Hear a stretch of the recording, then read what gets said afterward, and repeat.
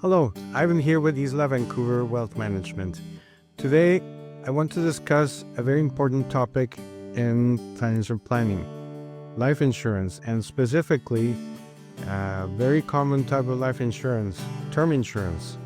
Term insurance is used by many people for different reasons, usually young families or not so young, but people who have a need for a large amount of insurance and a limited budget.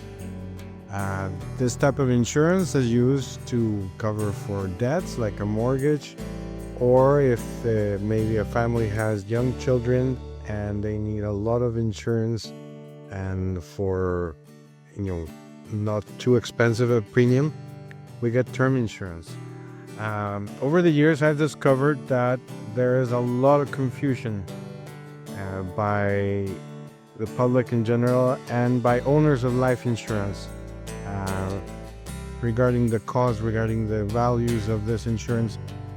And people either don't know or seem to forget what they purchased when they purchase life insurance. This is particularly common at renewal time, when your term comes up for renewal. So today I want to explore 5 things to know about term insurance. Let's take a look.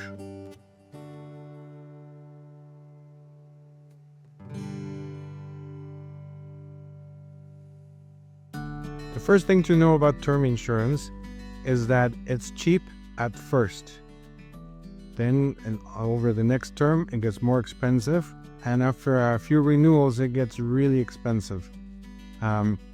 Let's take a look at this example of a term insurance, 10-year term for a healthy 35-year-old male. And you can see that you can get $1 million of life insurance for just under $37 a month. Now that's for the first 10 years. Over the next 10 years, if they keep this policy, it will be not $36.90 like it was the first term, but $218.70. Then the next term, if they renew again, it would be $620, and then $1,948, then $59.64, and then after 50 years, it will be $13,000 a month. Most people wouldn't keep a term insurance this long. The second thing to know about term insurance is that it has no cash value. That's right. It's like renting insurance. Permanent insurance would be like buying a house. You pay and you create equity. Term insurance is like renting. If you cancel it or if you stop paying for it, that's it. It just ends. You don't get anything back. The third thing to know about term insurance is that it usually ends or it gets really expensive. In this particular example, it doesn't actually end. If you were to keep it even to age 100, it would continue as long as you're making the payments of $13,000 a month. Obviously, most people wouldn't keep it that long. But for most term insurance, it will end at a certain age, could be age 80 or 85. And if you kept it that long, the policy will just expire and you will have nothing to show for it. Very important to understand. On the positive side, term insurance can be converted. So the fourth thing to know about term insurance is that it's convertible, renewable and convertible.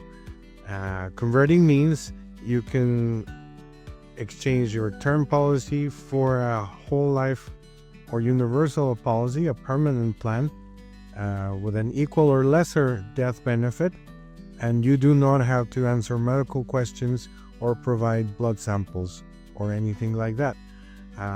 It is important to understand that generally the new policy will be based on the age you are when you convert.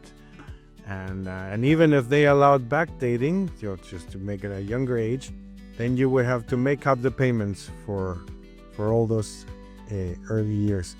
And important to understand too Any payments that you made into your term insurance will not count towards the new plan. You are starting all over again. Think of it as you were renting before, now you're buying. And last but not least, the fifth thing about term insurance is that you need good health to buy it. This is true for any life insurance, actually. It's not enough to be willing to pay the quoted premium.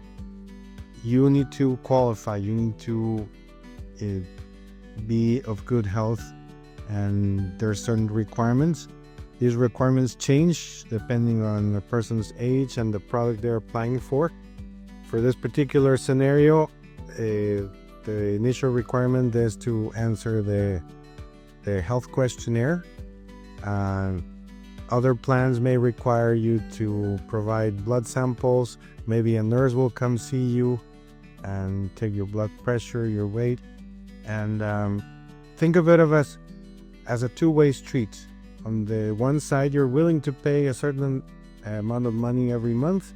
On the other side, an insurance company is willing to pay a very large amount of money to your beneficiary in the case of something happening to you. Please let me know if you have any questions. Let's get your life insurance needs met, and I look forward to talking to you.